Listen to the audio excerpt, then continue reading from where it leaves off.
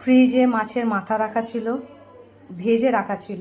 এবার তাই দিয়ে কি করব ভেবে ভেবে ভেবে দেখলাম যে মাছ চচ্চড়ি করা যাক পুঁই শাক দিয়ে। এদিকে কিছু সবজি নিয়ে নিয়েছি, বেগুন, পটল, আলু, শিম, কুমড়ো, ঝিঙে আর পুঁই ডাঁটা। শাকগুলোকে আলাদা করে কুচিয়ে ধুয়ে রেখেছি। ফোড়নের জন্য নিয়েছি তেজপাতা, 5 ফোড়ন, শুকনো লঙ্কা, আর এদিকে নিয়েছি পেঁয়াজ কুচি, কয়েকটা রসুনের কোয়া আর আদার টুকরো। এগুলোকে থেতো করে নেবো, রসুন আর আদাটাকে থেতো করে নেব। সবার প্রথমে কড়াইতে সর্ষের তেল দিলাম। তেলটা গরম হয়ে গেছে, ফোড়নে দিয়ে দিলাম 2টো তেজপাতা, 2টো শুকনো লঙ্কা আর 5 ফোড়ন।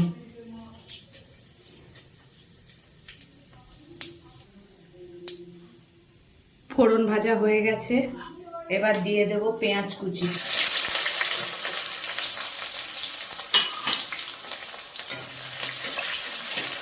হালকা ভাজা ভাজা হোক।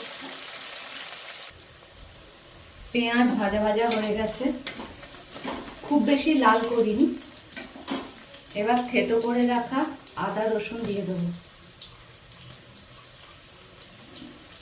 তার সাথে টমেটোও দিয়ে দেবো, কুচিয়ে রাখা টমেটো।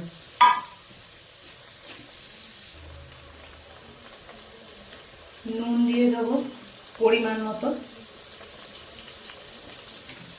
দিয়ে দেবো হলুদ,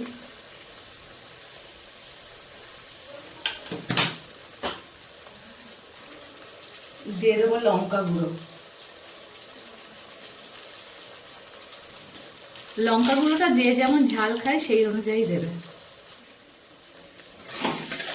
এবার ভালো করে কষে নেব, আদা রসুনের কাঁচা গন্ধটা যাওয়া অবধি কষে নেব।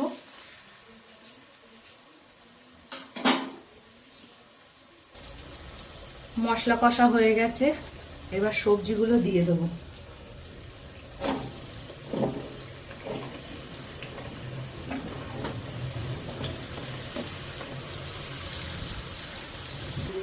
সবজিগুলো দিয়ে ভালো করে নেড়ে চাপা দিয়ে দেবো।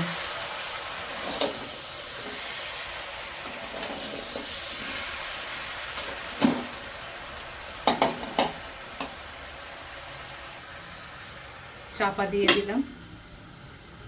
কেটে রাখা শাকগুলো কিন্তু দিইনি, শাকগুলো পরে দেব।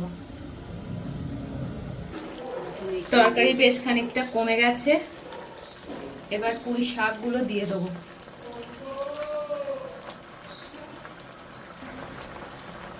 ভেজে রাখা মাছের মাথাগুলোও দিয়ে দেবো।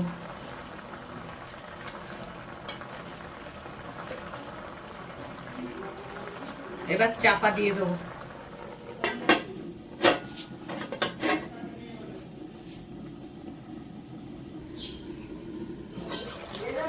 এবার এটা তরকারিটা একটু নেড়ে চেড়ে দিই।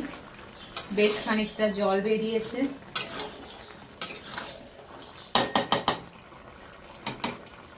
এতে এবার নুন মিষ্টিটা একটু নুন দেবো আর মিষ্টি দেবো। অল্প করে নুন দিলাম কারণ নুনটা কম হয়েছিল, আর চিনি দিলাম।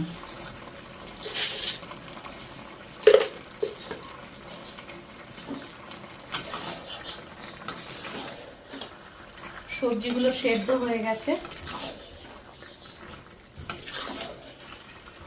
জলটা শুকোলেই হয়ে যাবে।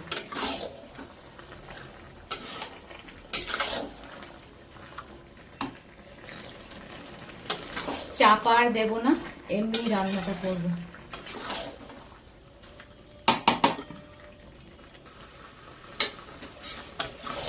মাছের মাথা দিয়ে পুঁই শাকের চচ্চড়ি আমাদের হয়ে গেল। এবার জল পুরো শুকিয়ে গেছে, গ্যাসটা বন্ধ করে দেবো।